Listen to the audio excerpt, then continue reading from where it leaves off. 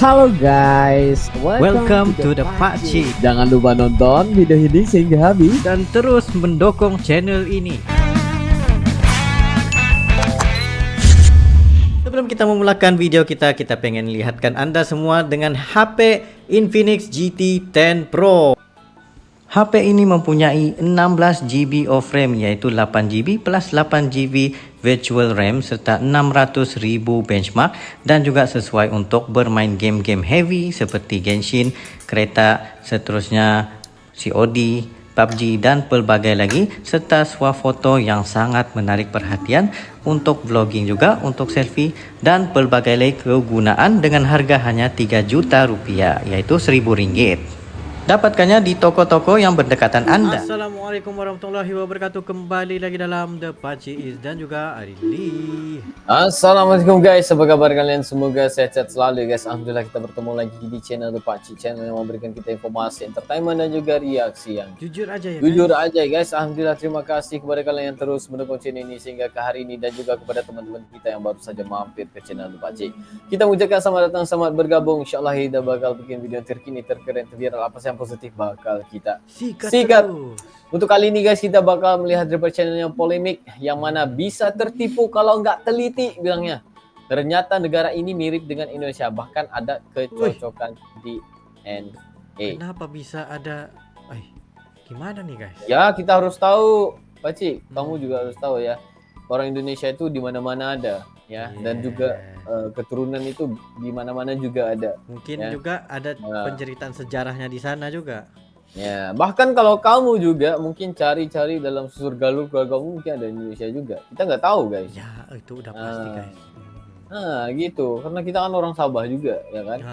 Karena kalau orang Sabah ini ada juga tuh, kalau yang mirip bangsa-bangsa yang mirip di di Indonesia itu banyak ya kan, Bugis, ya kan, Jawa, ya kan banyak juga di Malaysia tuh. Nah, jadi guys, kita nggak perlu basa-basi, kita bakal melihat dalam 3, 2, 1 and go. Kami memang warga negara Prancis, tapi hati kami tetap Indonesia. Sudah jadi hal lumrah jika warna bendera Indonesia memiliki kemiripan dengan beberapa negara lainnya. Tapi apa jadinya jika yang mirip justru DNA hingga kehidupan mereka sehari-hari? Penasaran dengan fakta unik ini? Yuk simak bersama ulasan dalam video polemik kali ini. Kaget aku. Di posisi pertama ada Madagaskar. Ya, Oh, siapa iya, yang Madagaskar. menyangka jika Madagaskar ternyata memiliki kemiripan dengan Indonesia? Mungkin ini terdengar sedikit lucu mengingat jarak antara negara ini berada jauh. dan Sangat terletak jauh, guys. Di pesisir timur Afrika.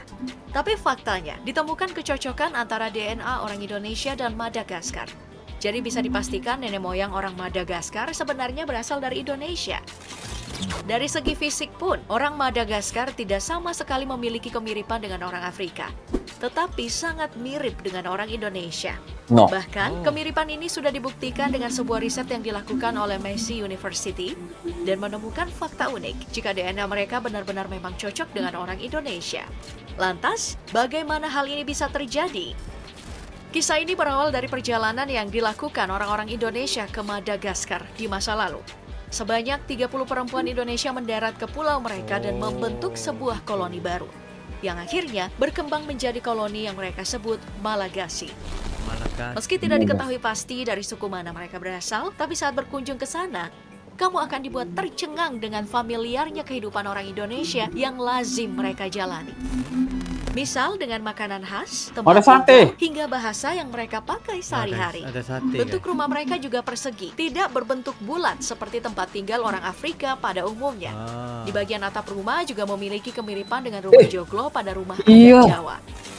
Sebelum agama Katolik masuk, mereka bahkan membangun rumah dan tempat ibadah menghadap ke Indonesia. Karena hal ini dianggap sebagai bentuk penghargaan mereka kepada negara nenek moyangnya.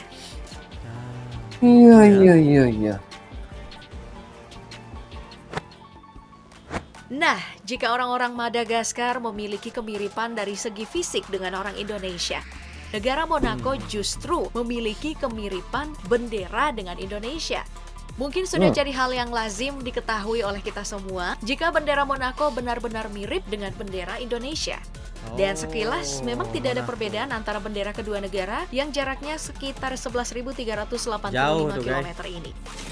Meski sempat diwarnai perdebatan soal siapa yang mau mengalah soal warna bendera, namun baik Indonesia dan Monaco akhirnya sama-sama setuju jika warna bendera keduanya sama. Lagi pula apabila diperhatikan dari sisi sejarah dan latar belakang, bendera Indonesia dan Monaco cukup jauh berbeda. Bendera Monaco memang lebih dulu diresmikan. Monaco resmi mengesahkan benderanya pada 4 April 1881. Saat itu peresmian bendera Monaco dilakukan di bawah pemerintahan Pangeran Monaco, Pangeran Charles III. Indonesia memang belakangan soal peresmian bendera. Kita baru menggunakan bendera merah putih pada momen kemerdekaan 17 Agustus 1945. Tapi sebenarnya jauh sebelum itu, kita sudah lebih dulu memakai warna merah dan putih sejak tahun 1297.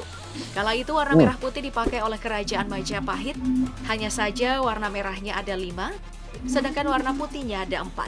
Dan saat itu diberi nama Sang Saka Getih Getah Samudra. Bendera ini pertama kali dikibarkan sebagai panji kemenangan pasukan Raden Wijaya saat memenangkan pertempuran dengan dinasti Wan dari Tiongkok. Sedangkan dari segi ukuran, sebenarnya bendera Indonesia dan Monaco juga punya perbedaan yang signifikan. Bendera Indonesia memiliki 2:3 rasio lebar dan panjang, sedangkan bendera Monaco 4:5 rasio lebar dan panjangnya. Jadi dari segi ukuran, bendera Monaco jauh lebih besar dibandingkan bendera Indonesia.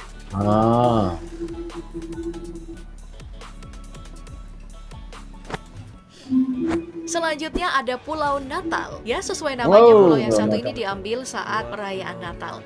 Tapi siapa sangka mayoritas penduduk Pulau Natal atau yang lebih dikenal dengan nama Christmas Island ini mayoritas memeluk agama Islam.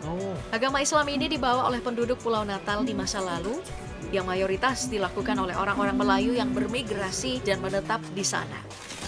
Mereka juga memiliki kemiripan fisik dengan orang Indonesia karena dihuni oleh orang-orang Indonesia dari suku Jawa. Itu karena wilayah Pulau Natal dengan Pulau Jawa memang sangat dekat dan hanya terpaut 500 km saja. Pulau seluas 135 km persegi dan memiliki lebih dari 1.800 jiwa penduduk. Tapi meski berdekatan secara geografis dengan Pulau Jawa, Pulau Natal berada di bawah kekuasaan Australia. Sempat menjadi pulau yang terisolir dari dunia luar, kini Pulau Natal juga memiliki bandara internasional yang bisa dipakai saat kamu ingin berkunjung ke sana. Hanya butuh 1,5 jam saja untuk sampai ke Pulau Natal jika berangkat dari Bandara Soekarno-Hatta di Jakarta. Nah, selain fakta soal penduduk keturunan Indonesia, Pulau Natal juga sangat memukau karena keindahan pantai dan lautnya. Di beberapa musim juga akan ditemui keindahan lain dari segi flora dan faunanya. Misalnya saja, ribuan kepiting merah yang bermigrasi di pulau ini saat akhir bulan November hingga bulan Desember. Ya, Pulau Natal menjadi tempat migrasi kepiting merah terbesar di dunia. Tertarik untuk berkunjung ke sana? Tertarik. Pasti mau melihat kepiting guys, yang begini guys, gede punya. Bukan yang itu yang Sama kecil. seperti Pulau Natal, Kaledonia Baru juga mayoritas dihuni oleh orang-orang dari suku Jawa yang merantau dan menetap di sana. Negara yang baru mencapai referendumnya di tahun 2021 silam ini memiliki luas wilayah mencapai 18.275 km persegi dan memiliki lebih dari 271.407 jiwa penduduk.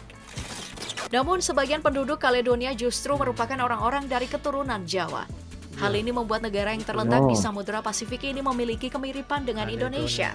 Tidak heran jika di Kaledonia Baru kamu akan menemukan orang-orang keturunan Jawa dengan gaya keseharian mereka yang tetap memakai bahasa Jawa, tapi juga mampu berbahasa Prancis. Awal kedatangan orang Jawa ke Kaledonia ini karena dulunya mereka menjadi kuli kontrak dan mencari kehidupan yang lebih baik di negeri Kaledonia. Mereka datang ke sana di tahun 1896, sebanyak 170 pekerja mulai menetap dan menjadi penduduk asli, yang hingga kini masih memegang erat budaya Jawa. Bahkan salah seorang keturunan Jawa bernama Yanik Slamet, merupakan keturunan Jawa yang pernah menjabat wakil gubernur Prop Utara Kaledonia Baru.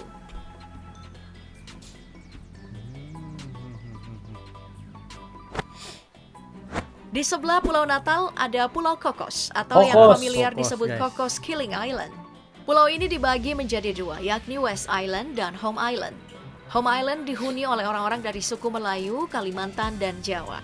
Sedangkan West Island dihuni oleh orang-orang Barat dan berbahasa Inggris.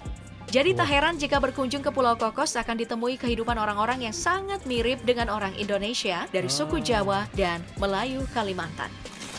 Awal mula kedatangan orang-orang Jawa ini terjadi di tahun 1827, di mana Kapten John Clunies Ross yang tak lain adalah Raja Kepulauan Kokos, membawa pekerja dari Pulau Jawa dan Melayu Kalimantan untuk bekerja sebagai pemanen biji kakao di sana.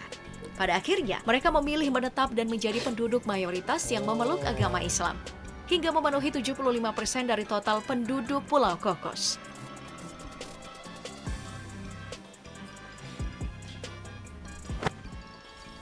Begitu juga dengan Suriname. Hampir 15% Suriname. dari total penduduk Suriname adalah orang-orang Jawa.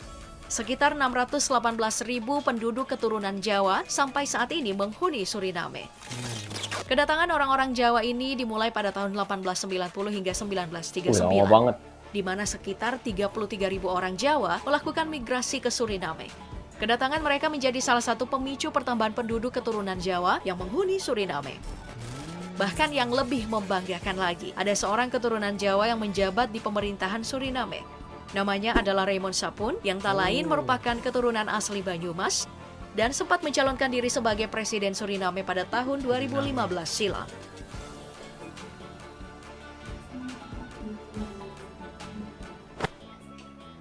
Baik, negara terakhir ada Thailand. Salah satu negara rukun Asia Tenggara ini ternyata juga memiliki satu wilayah yang dihuni oleh mayoritas Oh iya orang-orang suku Jawa. ada pernah tuh. Namanya Pulau Koh Phangan, ini. sebuah Ya. perkampungan terapung tradisional yang tak jarang ditemui kearifan lokal khas Indonesia. Letaknya berada di lepas pantai selatan Thailand.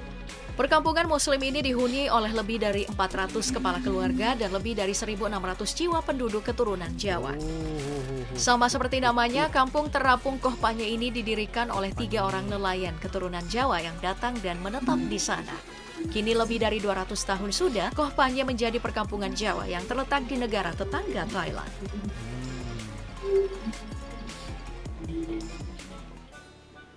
Wah. Oh, ini informasi yang sangat bagus ya guys ya. Yes, lagi satu suara naratornya memang sangat menarik perhatian kita guys daripada polemik Adem nih sekali memang. guys. Wah, respect. Enak Nah. sekali guys ya. Di sini terbukti bahwa sebenarnya orang Indonesia ini di mana-mana saja guys di seluruh dunia. Termasuklah juga teman-teman kita ada yang komentar tuh salam dari Hong Kong, salam dari ini, salam dari Yes, macam-macam tempat benar-benar. lagi guys. Benar-benar kalau kita lihat dari komentar itu nggak tahu lah benar atau enggak, tapi ada yang bilang salam dari Hong Kong, salam daripada Arab, salam daripada Thailand, ada ya, banyak sekali guys ya. Jadi kita harus tahu di sana udah membuktikan yang sebenarnya ya, orang Indonesia itu ada di mana-mana saja. Nah, gitu. Betul. Ini sebenarnya adalah satu informasi edukasi buat kita semua juga, yang mana nggak mengetahui gimana orang Indonesia itu pergi ke suatu tempat dan akhirnya ya menjadikan tempat itu masuk aku macam Suriname tadi ya, macam Madagaskar ya, itu kan jauh sekali tuh guys, jauh sekali ya, Tapi bisa bisa ada penduduk di sana guys. nah daripada gitu. Indonesia. Jadi itu sebenarnya itu loh orang bilang apa, keturunan ya, keturunan Indonesia ya, mungkin dia nggak bisa berbahasa Indonesia ya, tetapi dia nggak akan pernah tentang leluhurnya juga sebenarnya. Jadi dia budaya nggak dan pernah adat menipu. resam itu Nah, ada di sana guys. ya, Dibawa. DNA itu nggak bohong guys ya. Betul.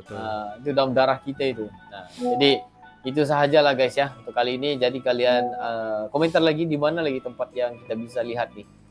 Betul. Orang-orang Indonesia yang mana negara itu memang penuh dengan orang Indonesia. Jadi terima kasih kepada kalian yang udah nonton video ini sehingga habis bersama dengan kita ya. Berikan kita komentar yang positif seperti biasa. Jadi mungkin saja untuk kali ini Baci ya. Yes, itu saja daripada kami berdua. Sekiranya kalian ada lagi sebarang video untuk direaksi, just komen down below berserta dengan link dan insyaallah kami coba yang terbaik untuk menselesaikan video-video Anda. Ya, begitu saja untuk kali ini. See you for the next video. Assalamualaikum.